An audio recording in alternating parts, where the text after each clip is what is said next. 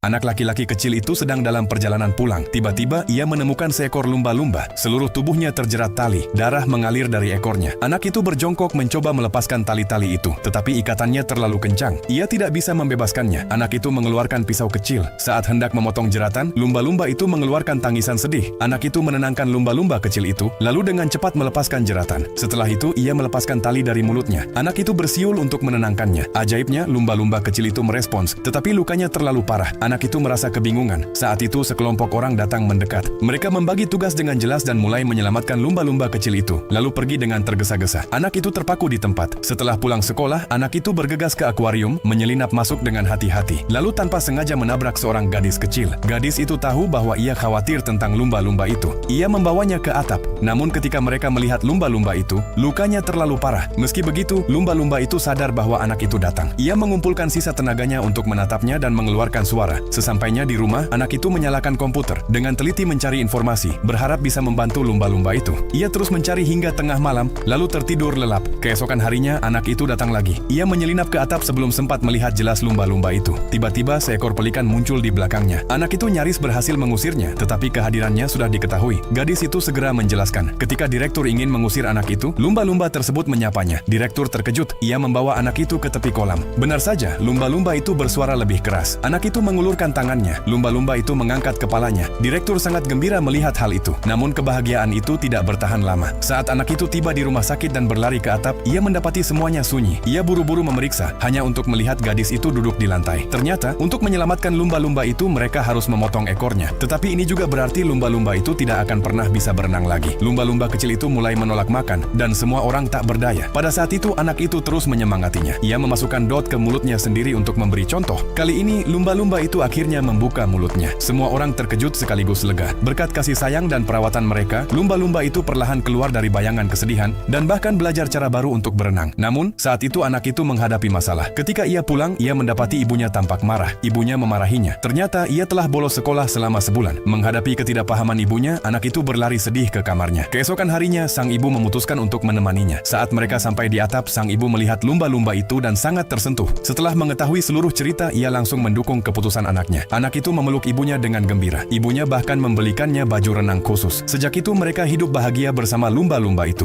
Lumba-lumba tersebut benar-benar keluar dari keputusasaan dan menyalakan kembali harapan untuk hidup. Mungkinkah cinta benar-benar bisa menghidupkan kita kembali?